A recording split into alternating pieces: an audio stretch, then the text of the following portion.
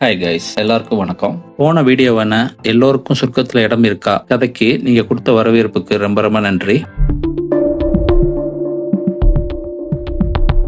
திட்டமிட்டு நீங்க செய்யற காரியமெல்லாம் ஃபெயிலியர் ஆகுதுன்னு அடிக்கடி ஃபீல் பண்றீங்களா? உங்களுக்கு என்ன வேணுங்கிறது தெளிவா தெரிஞ்சும் அதை அடைய முடியாம கவலைப்படுறீங்களா? எனக்கு மட்டும்தான் இப்படியெல்லாம் நடக்குது அப்படின்னு உங்களுக்குள்ள ஒரு குமுறல் நிரந்தரமா இருந்துகிட்டே இருக்கா? அப்படின்னா உங்ககிட்ட திறமை இல்லைனோ அல்லது அதுக்கேற்ற உழைப்பு இல்லைனோ அர்த்தம் இல்லைங்க. அது சில நேரங்களில் நம்மகிட்ட இருந்து காணாமல் போகிற ஒழுக்கமின்மை தாங்க காரணம். அதை சரி பண்ணிட்டோம்னா எல்லாமே சரியாயிடும். இப்படிப்பட்ட ஒழுக்கமின்மையை மாற்றக்கூடிய ஒரு சின்ன கதையை தான் இன்னைக்கு நான் உங்ககிட்ட ஷேர் பண்ண போகிறேன். அது ஒரு சின்ன கிராமம். விவசாயத்தை மட்டுமே நம்பி வாழ்ற அந்த கிராமத்தில் ராமுன்னு ஒரு விவசாயி இருந்தார். அவர் ஒவ்வொரு நாளும் அதிகாலையில் 4 மணிக்கெல்லாம் நேரத்தோடய எந்திரிச்சிருவார். ராமு மழையோ வெயிலோ எதையுமே பார்க்காம ஊரே எந்திரிக்கிறதுக்கு முன்னாடி எப்பவுமே தன்னோட வயலுக்கு வந்துடுவார். வயல்ல மண்ணை பராமரிக்கிறதுல ஆரம்பிச்சு விளைஞ்ச வெள்ளாமையை வீட்டுக்கு கொண்டு போய் சேர்க்கிற வரைக்கும் ஒவ்வொரு அங்குலமா விவசாயத்தை கத்து வச்சு பராமரிச்சுக்கிட்டு இருக்கார். இவர் இவ்வளவு கடினமா உழைக்கிறத பார்த்த மற்ற விவசாயிகள்லாம் அடிக்கடி ராமுவோட முகத்துக்கு முன்னாடியே வந்து கேலியா பேசுவாங்க. யார் என்ன சொன்னாலும் சரி, அட உங்க வேலையை பார்த்துட்டு போங்கப்பான்னு பதில் சொல்லிட்டு ராமு பாட்டு போய்கிட்டே இருப்பாரு. என்னமோ தெரியல, ராமும் அப்படியே வாழ தொடங்கி ஆயுசுல பாதி காலம் போயிடுச்சு. ஆனா கேலியா பேசுற ஊருக்காரங்க யாருக்குமே ராமு கிட்ட இருக்கிற ஒழுக்கத்தை பத்தி தெரியறதுக்கு வாய்ப்பு இல்லை. இப்படியே ராமுவோட விவசாய வாழ்க்கை மழையையும் கிணத்து நீர் பாசனத்தையும் நம்பிக்கிட்டு போயிட்டு இருந்துச்சு. சில மாதங்களுக்கு பிறகு பல மாசம் மழை எதுவுமே பெய்யாம கிணத்துல தண்ணியெல்லாம் வத்தி போய் அந்த கிராமமே வானம் பார்த்த பூமியா வறண்டு போய் தரிசு நிலமா மாற ஆரம்பிச்சிச்சு.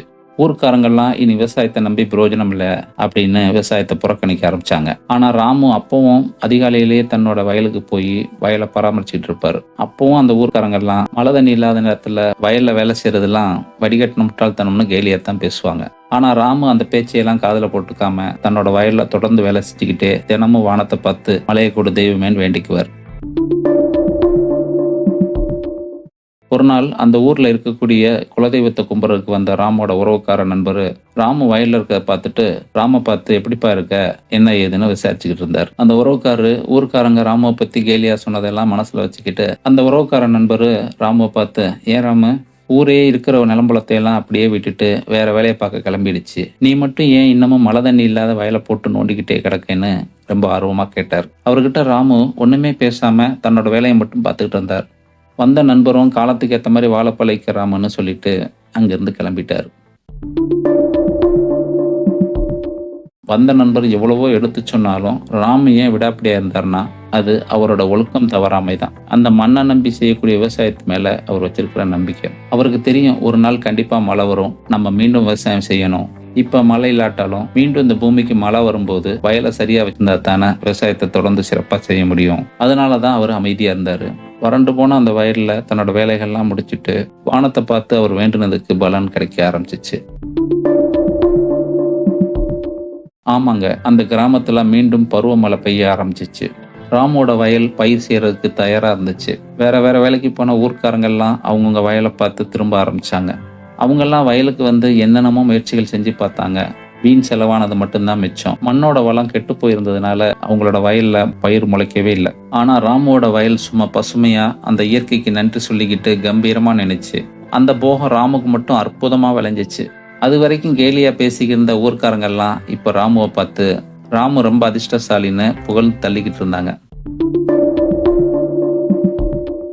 உண்மையிலே ராமோட வெற்றி அதிர்ஷ்டத்தினால வந்தது இல்லைங்க. அவரோட விடாமுயற்சிக்கும் உழைப்பையும் ஒரு பாலம் மாதிரி இணைச்ச அவரோட ஒழுக்கம் தான். நமக்கு தெரிஞ்ச இந்த ராமுவோட ஒழுக்கம் ஏன் ஊர்க்காரங்களுக்கெல்லாம் இன்னும் தெரியலனா அவங்களுக்கு எந்த விஷயத்தையும் வெற்றிகரமா செய்ய முதல்ல ஒழுக்கம் அவசியங்கிற அடிப்படை அறிவு கூட இல்லாததான் காரணம். இந்த கதை ராமுவோட விவசாயத்தை பற்றியது மட்டும் இல்லைங்க, இது நம்மோட ஒவ்வொருத்தரோட வாழ்க்கையும் பற்றியது. நீங்க தேர்வுக்கு படிக்கிறவரா இருக்கலாம், ஒரு தொழிலை கட்டமைச்சு எழுப்புறவரா இருக்கலாம், இல்லைன்னா தனிப்பட்ட எந்த ஒரு இலக்கையும் தொடர்றவரா இருக்கலாம். என்னைக்குமே ஒழுக்கங்கிறது நீங்க இப்ப இருக்கிற இடத்துல இருந்து நீங்க விரும்பி போகணும்னு நினைக்கிற இடத்துக்கு உங்களை அழைச்சி செல்லக்கூடிய பாலம் அப்படிங்கிறத மட்டும் மறந்துடாதீங்க. இன்னைக்கு நீங்க விதைக்கிற விதைகள்லாம் நாளை அறுவடை செய்யும் அறுவடையா மாறுங்கிறத உங்க நினைவில் வச்சுக்கோங்க.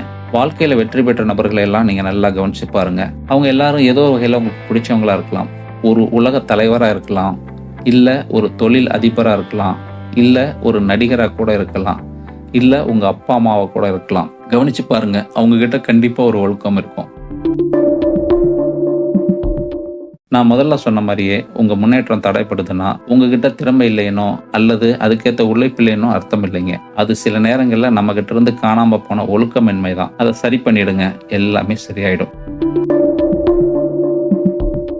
ஒழுக்கம் அது நமது முழு திறனையும் திறப்பதற்கான திறவுகோல். அது பல தடைகளை வென்று வெற்றிக்கான பாதையை அமைத்து கொடுப்பது. ஒழுக்கத்தை பின்பற்றி இப்ப இருந்தே உங்களுடைய வெற்றி பயணத்தை தொடருங்க.